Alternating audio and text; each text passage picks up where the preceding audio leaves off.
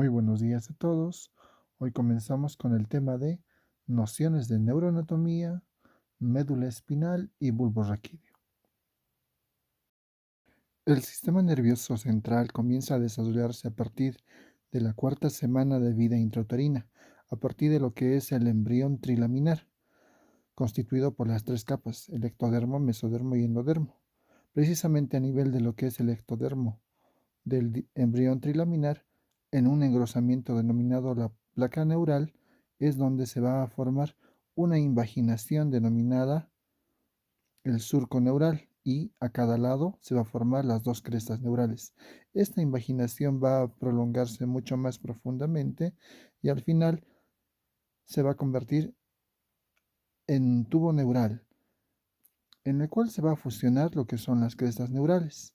Este tubo neural va a presentar un orificio anterior y un orificio posterior, denominados los neuroporos. Estos neuroporos a la larga van a cerrarse y van a constituir lo que son las vesículas a nivel del neuroporo anterior. A nivel del neuroporo anterior, se va a formar tres vesículas. Una que es el prosencéfalo, otro que es el mesencéfalo y el otro es el rombencéfalo, que a la larga del desarrollo van a convertirse en lo que es el prosencéfalo en los hemisferios cerebrales, el mesencéfalo en lo que es el mesencéfalo y lo que son los colículos o tubérculos cuadrigéminos y el rombencéfalo que va a constituir a la larga el bulbo cerebelo puente o protuberancia. Estas tres vesículas, como les dije, van a conformar a la larga lo que es la parte central del sistema nervioso central, como observamos en esta imagen. Configuración externa. Vamos a detallar acá lo que es la configuración externa de lo que es la médula espinal. Primeramente vamos a entender que la médula espinal tiene aproximadamente una longitud entre 45 centímetros en el varón y 42 a 43 centímetros en la mujer, con un diámetro o un ancho de 1 centímetro de ancho por 8 milímetros en sentido antero-posterior. Va a presentar un peso aproximado de 30 gramos y también vamos a encontrar en esta médula espinal dos intumiscencias o abultamientos que van a constituir el origen de los plexos braquial en la parte superior y el plexo lumbar en la parte inferior. La intumiscencia superior va a ir desde la cuarta cervical hasta la primera vértebra torácica, mientras que la intumiscencia inferior va a ir desde lo que es la décima vértebra torácica hasta la primera vértebra lumbar. La médula espinal ocupa un espacio dentro de lo que es la columna vertebral. Ese espacio de la columna vertebral es denominado el conducto vertebral. La médula espinal es de menor tamaño en relación a lo que es el conducto vertebral y va a ir en relación a este conducto vertebral por la vía de menor distancia. La columna vertebral va a formar o va a tener lo que son curvaturas en el trayecto de esta, mientras que la médula espinal va a ir por el camino más directo, sin hacer tanta curvatura. La médula espinal está en relación también con su entorno, mediante lo que es las meninges y por fuera de las meninges por lo que son los plexos vertebrales internos y también por tejido adiposo. Límites de la médula espinal.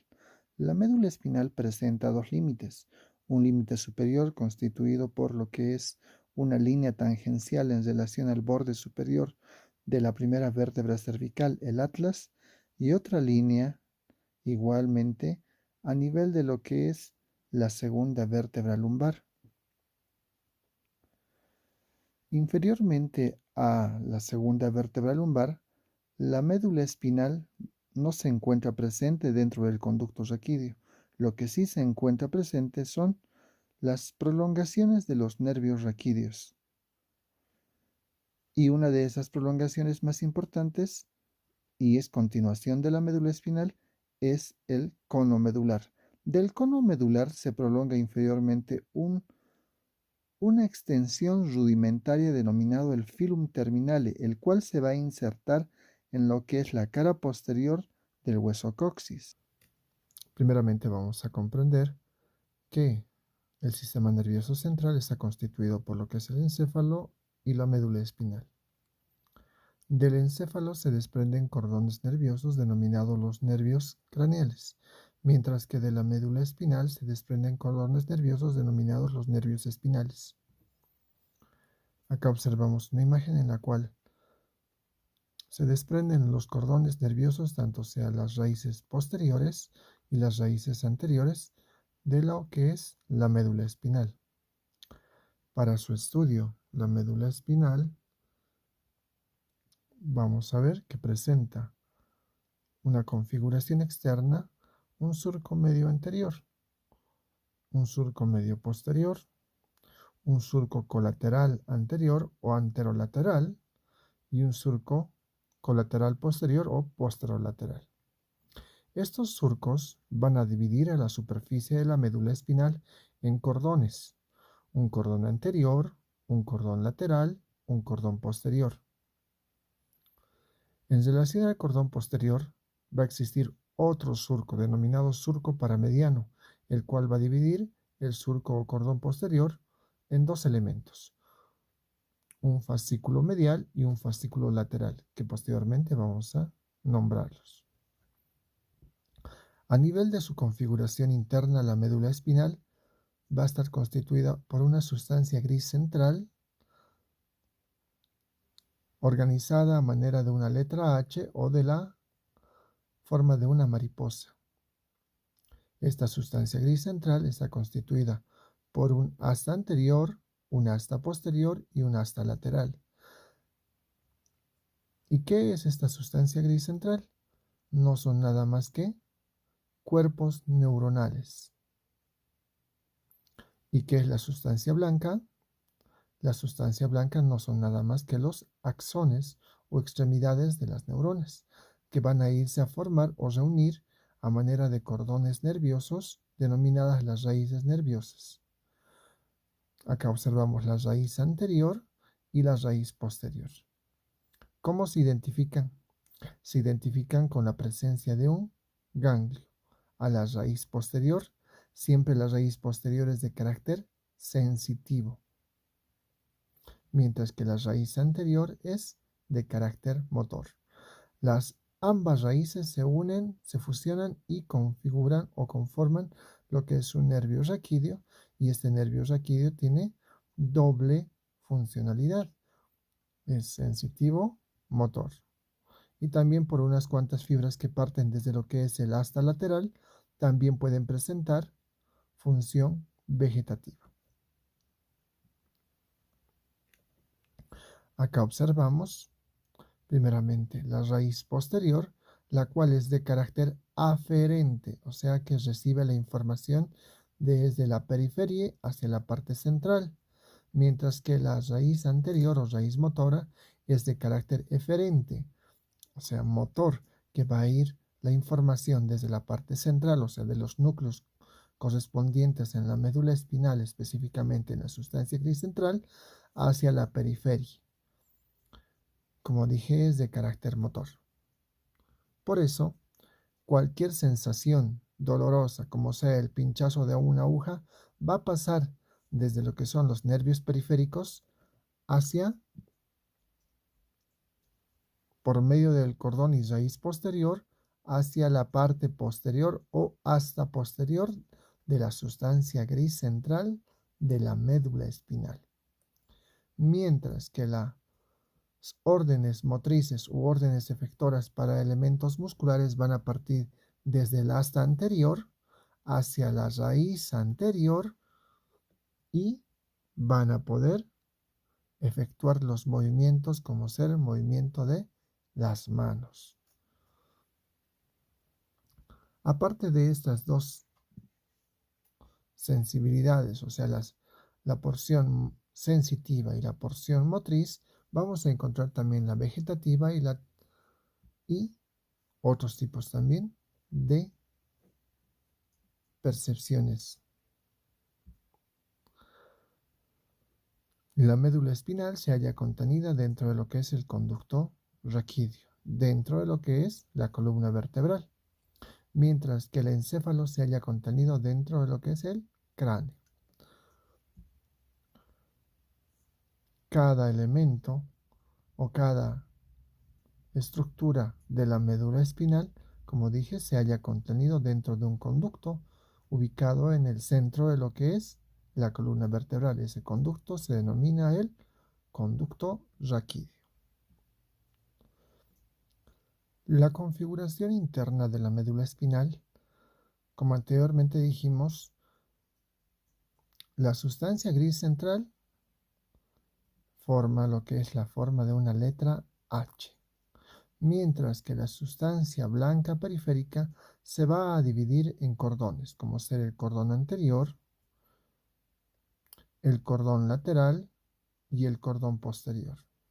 Y cada uno de estos cordones a su vez también se va a dividir en pequeños fascículos, como ser los fascículos de espinotalámico anterior, fascículo vestíbulo espinal, ólivo espinal, en relación a lo que es el cordón anterior, mientras que el cordón posterior se va a dividir en dos fascículos denominados el fascículo gracil y el fascículo cuneiforme lateral.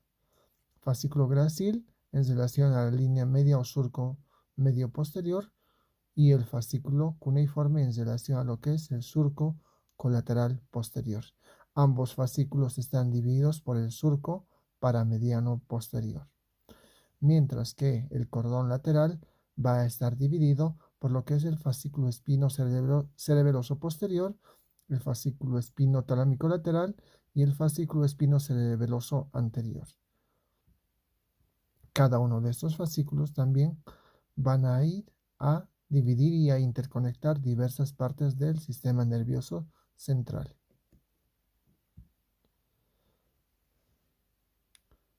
Ahora, ¿cómo va lo que es las sensaciones o la sensibilidad? Vamos a ver que comienza con lo que es una terminación sensitiva en la periferia de cualquier parte del cuerpo, y esa terminación sensitiva es la que va a atraer lo que son los impulsos nerviosos de tipo aferente. ¿Hacia dónde? Va a traerlo hacia lo que es los cordones nerviosos denominados los nervios espinales. Una vez llegado al nervio espinal, va a atravesar la raíz posterior y se va a llegar a alojar esa información en los núcleos del asta posterior o sensitiva. Desde este punto va a subir la información nerviosa hacia lo que es el tálamo, y del tálamo va a llegar a la parte de la corteza cerebral, a la porción sensitiva. En relación a lo que es la sensibilidad termoalgésica o de dolor y temperatura, de igual manera va a traerse por lo que es una terminación nerviosa periférica o un receptor nervioso periférico, el cual por medio de lo que es el cordón posterior de la raíz o raíz posterior de la médula espinal va a llegar a lo que es también el asta posterior de la médula, y del asta posterior de la médula va a ascender hasta el tálamo, y del tálamo igualmente va a llegar a la corteza cerebral. Es de tipo aferente este tipo de sensibilidad. Al igual que lo que es la sensación del tacto y la presión. Igualmente va a llegar hacia lo que es la raíz posterior del nervio raquídeo, va a introducirse a lo que es la médula espinal, y por medio de la médula espinal y de sus cordones y sus fascículos ascendentes va a llegar a lo que es el tálamo, y del tálamo va a llegar a lo que es también la corteza cerebral. Caso distinto a lo que es la porción motriz, cual se origina la información o el impulso nervioso a nivel de la corteza cerebral, va a atravesar todo lo que es el encéfalo, va a llegar hacia lo que es el bulbo raquídeo o médula oblonga a nivel de lo que es la decusación de las pirámides, va a transmitirse hacia el lado opuesto, y desde esta región va a llegar por medio de la raíz anterior hacia los órganos efectores, que son los músculos.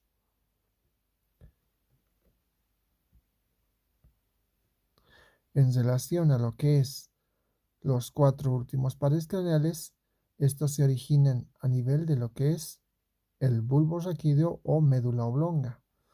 Vamos a observar que el cordón anterior y el cordón lateral van a dar origen en medio de ambos del surco anterolateral al nervio hipogloso, mientras que entre el cordón lateral y el cordón posterior, de arriba hacia abajo van a dar origen a lo que es el nervio glosofaríngeo, el nervio vago y el nervio espinal.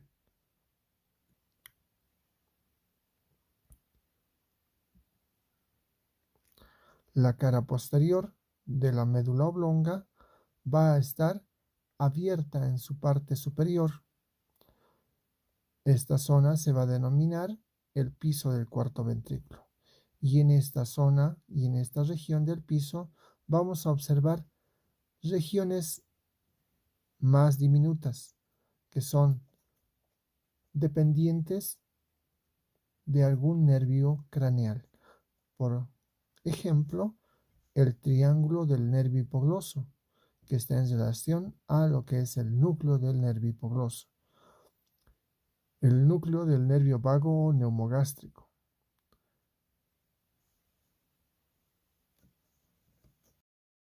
Bulbo raquídeo o médula oblonga. El bulbo raquídeo no es nada más que la prolongación superior de lo que es la médula espinal y es el elemento de conjunción entre médula espinal y protuberancia. Tiene aproximadamente una longitud de 3 centímetros, presenta una cara anterior, 2 caras laterales y una cara posterior. Como les dije, viene a ser la prolongación superior de lo que es la médula espinal y por consiguiente va a tener una anatomía muy semejante a esta. Va a presentar de igual manera 2 cordones anteriores, 2 cordones laterales y los cordones posteriores a medida de que va ascendiendo van a ir desapareciendo para formar lo que es un espacio triangular denominado lo que es la fosa romboidal o cuarto ventrículo. Relaciones. El bulbo raquídeo se relaciona anteriormente con lo que es la apófisis basilar del hueso occipital y también con lo que es el vértice de la apófisis odontoides. Posteriormente se relaciona con lo que es el cerebelo y lateralmente con lo que es el hueso occipital. Configuración externa. Configuración externa. Como anteriormente les dije, el bulbo raquídeo presenta una cara anterior, 2 caras laterales y una cara posterior. La cara anterior. La cara anterior presenta lo que son la prolongación superior de los cordones anteriores de la médula espinal y en el bulbo raquídeo a esta prolongación se denomina las pirámides vulvares. Y también en esta misma cara anterior, la prolongación del surco medio anterior en la parte superior de lo que es la cara anterior del bulbo va a formar lo que es el agujero ciego. Y a cada lado va a formar también otros surcos, que son los surcos colaterales anteriores o anterolaterales, los cuales van a terminar en la parte superior en lo que es el surco bulbopontino. Lateral a este surco anterolateral vamos a encontrar una estructura denominada la oliva vulvar. Esta estructura denominada la oliva vulvar tiene aproximadamente 15 milímetros de longitud de superior e inferior y 5 milímetros en sentido de adelante hacia atrás. Superior a esta vamos a encontrar otra pequeña fosita denominada la fosita supraolivar, por encima de la cual se hace aparente el nervio sexto par craneal o abducens. Entre la fosita, entre el surco que separa lo que es la pirámide vulvar y la oliva vulvar, se hace aparente también el 12º par craneal o también denominado nervio hipogloso. La cara lateral del bulbo raquídeo o médula oblonga presenta también lo que es la prolongación superior de los cordones laterales de la médula espinal. Esta prolongación superior de igual manera está limitada anteriormente por lo que es el surco anterolateral y posteriormente por el surco posterolateral. Por el surco posterolateral es donde emergen de superior a inferior los pares craneales noveno, décimo y onceavo, glosofaringio, neumogástrico vago, accesorio o espinal, en orden descendiente. La cara posterior de lo que es la médula oblonga o bulbo raquídeo presenta lo siguiente. También presenta lo que es la prolongación superior de los cordones laterales de la o posteriores de la médula espinal, pero estos cordones posteriores van a hacer aparente a este nivel otro surco, un surco denominado surco paramediano. Este surco paramediano va a formar o va a dividir al cordón posterior en dos cordones accesorios denominado el cordón medial, el que está más cercano a la línea media, el fascículo gracil, mientras que el cordón lateral es denominado también el fascículo cuneiforme. Estos dos cordones o fascículos van a ascender y van a convertirse en lo que son el fascículo medial, el fascículo parayuxtaiforme y el fascículo lateral, el fascículo yuxtaiforme. En la cara posterior de lo que es el bulbo raquídeo, también vamos a encontrar lo que es la prolongación superior del surco medio posterior. Este surco medio posterior va a desaparecer y va a dar origen a lo que es la parte inferior de la fosa romboidal o también denominado piso del cuarto ventrículo. Y a este nivel vamos a encontrar lateralmente en relación a lo que son los cordones posteriores una estructura denominado el velo medular inferior. Este velo medular inferior es el que va a oblitar o va a cerrar parcialmente a lo que es la fosa romboidal. Configuración interna del bulbo raquídeo. Para hacer el estudio de lo que es la configuración interna del bulbo raquídeo, por la diversidad que presenta la anatomía de esta estructura, vamos a hacer 4 cortes segmentarios en sentido transversal. El primer corte lo vamos a hacer a nivel de lo que es la decusación de las pirámides o también lo que es el entrecruzamiento de lo que son los fascículos córtico-espinales. El segundo corte lo vamos a hacer inferior a lo que es el origen de la fosa romboidal o piso del cuarto ventrículo. El tercer corte lo vamos a hacer a nivel de lo que es la parte inferior del cuarto ventrículo. Y el último corte lo vamos a hacer en la parte superior o límite superior del bulbo raquídeo. Pasamos a estudiar. A nivel del primer corte, ¿qué es lo que vamos a observar? Vamos a observar que la configuración interna de lo que es la sustancia gris y la sustancia blanca dentro del bulbo raquídeo se asemeja mucho a lo que es lo de la médula espinal, pero con la excepción de que las astas posteriores o sensitivas van a tener una posición en la cual se va a alejar de la línea media y van a adoptar una posición casi transversal en relación al espesor de lo que es el bulbo raquídeo.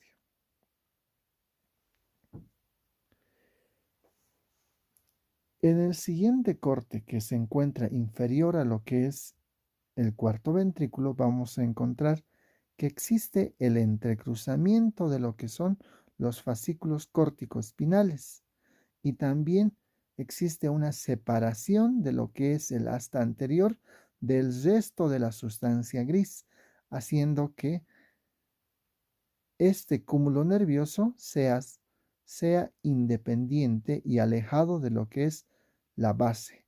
O sea, la cabeza y la base se separan en relación al asta anterior. Y el asta anterior, la porción basal, se va a unir a lo que es el asta posterior. También a este nivel vamos a encontrar el origen de tres prolongaciones. Una prolongación medial denominado núcleo gracil, una prolongación un poco lateral a esta denominado núcleo cuneiforme y otra prolongación denominada prolongación posterior del asta posterior de carácter sensitivo. Es inferior a lo que es el cuarto ventrículo donde se hace el entrecruzamiento de la vía motora. La siguiente o el siguiente corte ya vamos a encontrar que es a nivel de lo que es el piso o directamente a nivel del cuarto ventrículo. En esta imagen vamos a ver que el asta posterior se hace de mayor volumen y también va a presentar una porción, la porción lateral que se denomina también asta intermedia, una relación entre lo que es la sustancia gris y la sustancia blanca y se va a formar a este nivel lo que es la sustancia reticular, que es nada más que un entrecruzamiento de lo que son las fibras de la porción o sustancia gris y la sustancia blanca. Y esta otra imagen que es a nivel de la parte alta o superior de lo que es el bulbo raquídeo, en la cual se hacen aparentes ya en relación a lo que es el conducto central o conducto ependimario, los núcleos de los últimos cuatro pares craneales, como ser el núcleo del nervio hipogloso, el núcleo del nervio vago, el núcleo vestibular en relación a la vía vestibular del nervio acústico vestibular, el núcleo ambiguo en el cual vamos a ver que va a trabajar para el nervio, tanto sea para el nervio glosofaringio como para el nervio vago. Vamos a encontrar también el núcleo olivar accesorio posterior, el núcleo olivar accesorio medial, y también a este nivel vamos a encontrar lo que es en la parte posterior parte de lo que es el núcleo sensitivo del nervio trigémino.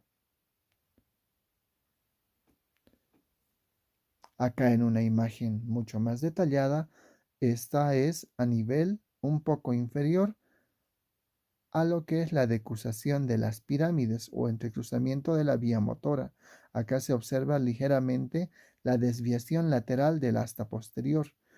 Y también vamos a encontrar que se interpone entre lo que es el vértice o cabeza del asta posterior, el tracto espinal del nervio trigémino, o sea, la porción sensitiva del nervio trigémino o cordón sensitivo del nervio trigémino. En esta otra imagen vamos a ver lo que es el entrecruzamiento de lo que es los fascículos córtico-espinales laterales y también la separación del asta anterior, formando lo que es acá un núcleo independiente o también que es la cabeza del asta anterior. Vamos a ver también en esta imagen lo que es la prolongación medial o también denominado núcleo gracil en relación a la asta posterior del bulbo raquídeo. En esta imagen vamos a ver que ya se hacen aparente lo que son los tractos, tanto sea el tracto espinocerebeloso anterior y el espinocerebeloso posterior. También acá ya se hace aparente mucho más lo que es el núcleo cuneiforme y lo que es la cabeza del asta posterior o prolongación posterior.